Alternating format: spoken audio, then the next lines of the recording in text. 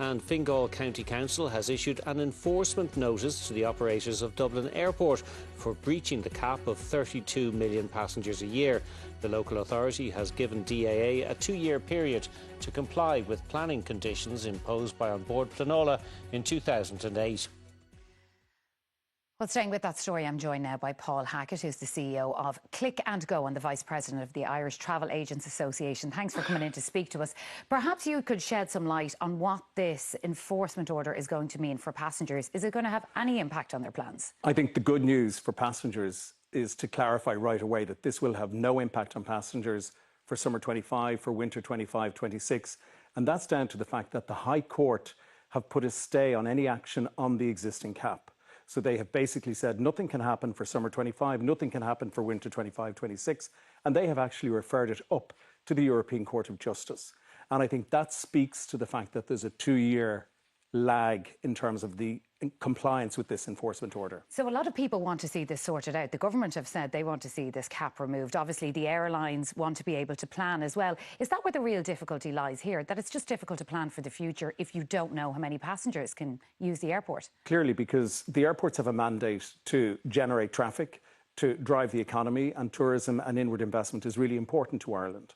So airlines, when looking at planning new routes, additional routes, new airlines coming into Dublin Airport, that's an important risk consideration. They want to be compliant. They want to know if they're investing millions in Ireland in terms of creating a new route that's going to exist and that's going to happen. So long as the cap is there, there is uncertainty. And you're quite right. The government have said, they said it in the programme for government that they wanted this sorted.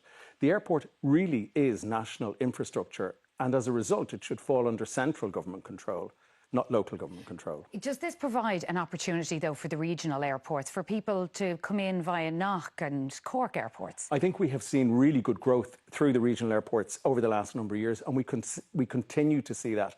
We're seeing more routes, more airlines, and more price parity, which is really important, because the regional airports used to be more expensive than Dublin. That's no longer the case. And I think what the airlines and the airports are doing, and Dublin Airport have done it with Cork Airport in terms of capacity movement to there. They are trying to push the regional airports as far as possible, but there is the basic economics of supply and demand, and consumers, both Irish and inward into Ireland, want Dublin in terms of connectivity. All right, and it's a cracker of a day out there today, very high temperatures. Very. Have people changed their travel plans based on it being very hot in certain parts of the world now?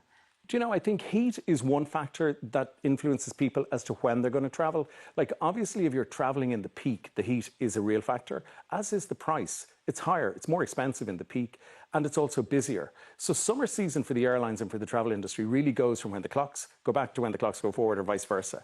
And the off-peak months of April, May, June, September, October are ideal. They're nicer, they're less busy, they're better value. We should utilise the capacity that's there and travel off-peak. If you can go at those times, of course. Of course, it does depend. Paul Hackett of Click&Go and the Irish Travel Agents Association, thanks for coming in to speak to us on 6-1. Thanks, Sharon.